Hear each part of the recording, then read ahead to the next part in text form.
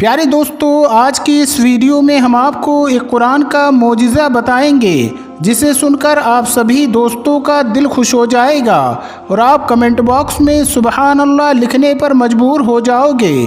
تو پیارے دوستو، اگر آپ بھی مانتے ہو کہ قرآن پاک میں دنیا کے ہر مسئلے کا حل موجود ہے تو آپ اس ویڈیو کو دل سے ایک لائک ضرور کریں اور مہربانی کر کے اس ویڈیو کو پورا ضرور دیکھیں۔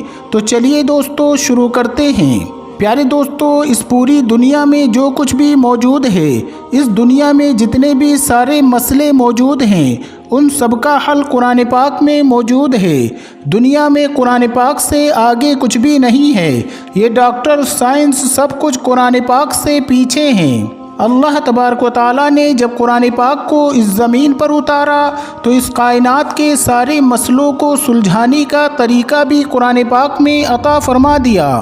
قرآن کا صحیح علم رکھنے والا قرآن پاک سے ہر مشکل سے مشکل مسئلے کا حل پا لیتا ہے۔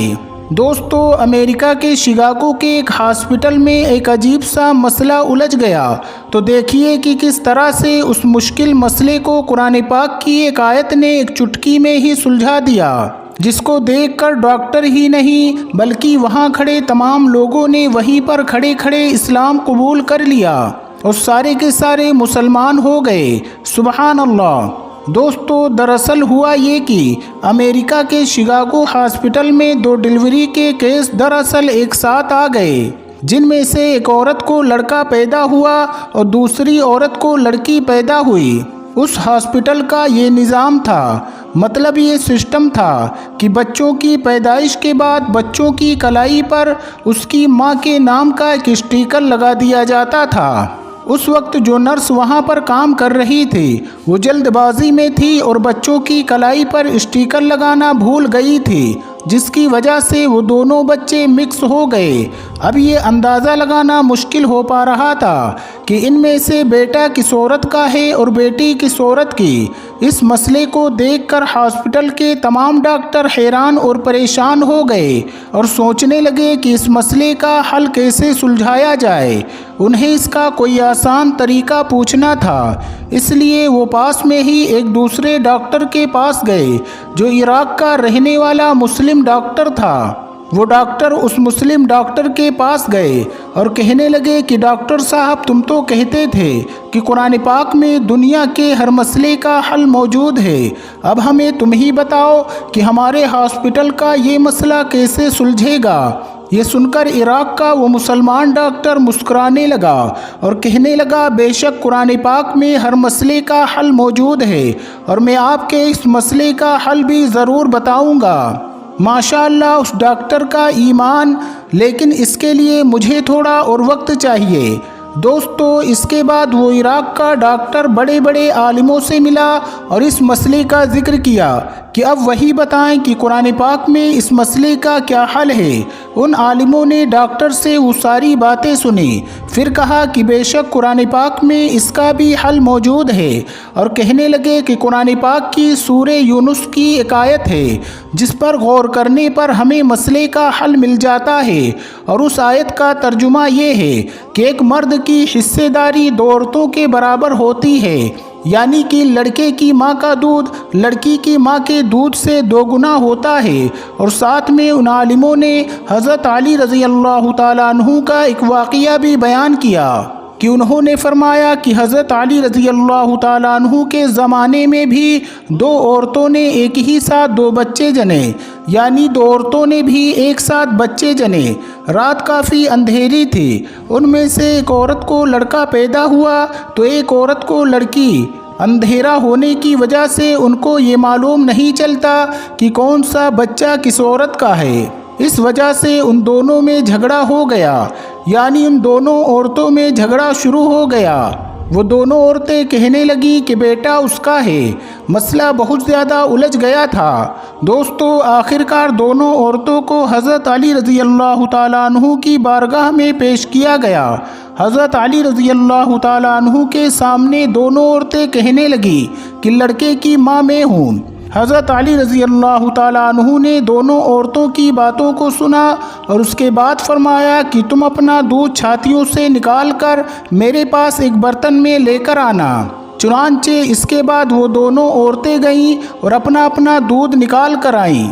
हज़रत अली रज़ी अल्लाह ताला अन्हु ने दोनों औरतों के दूध को तोला, यानी कि उनका वज़न किया, तो आपने देखा कि एक औरत का दूध दूसरी औरत के मुकाबले दोगुना पाया गया। तो ये देखकर आपने फरमाया, जिस औरत का दूध भारी है, यानी जिसका दूध वज़नी है, लड़का उसी औरत का है। ये फैसला सुनकर लोगों ने हज़रत अली रज़ी अल्लाह ताला अन्हु से पूछा कि आपने ये मसला चुटकी में ही कैसे हल किया? तो आपने फरमाया कि कुरान पाक में इरशाद फरमाया गया है कि खुदा ने मर्द को हर चीज़ में फजीलत दी हुई है, यहाँ तक कि खाने में भी एक मर्द की हिस्सेदारी एक औरत की निस्बत दोगुनी होती है। बस इसी हकीकत के पेश नज़र मैंने सोचा कि जिस औरत का दूध वज़नी होगा वही बेटे की माँ होगी और वही फ़ैसला सुनाया है। दोस्तों, आलिमों की इन्हीं बातों को सुनने के बाद इराक़ का वो डॉक्टर उसी शिकागो हॉस्पिटल में वापस गया और उन डॉक्टरों को कुरान पाक की इस आयत के बारे में उनको बताया और इसका मतलब भी समझाया।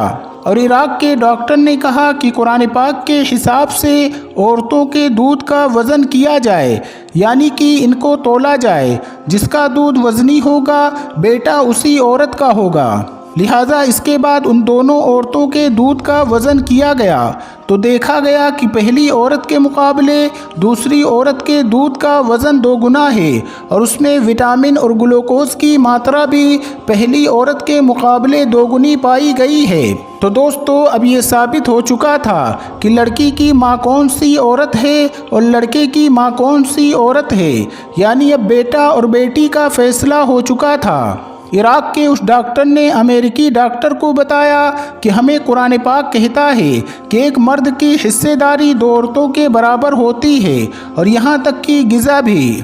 दोस्तों, ये देखकर उनको ये समझ में आ चुका था कि साइंस और डॉक्टर कुरान पाक के पीछे हैं, यानी कुरान मजीद ने दुनिया के हर मसले का हल बता दिया है।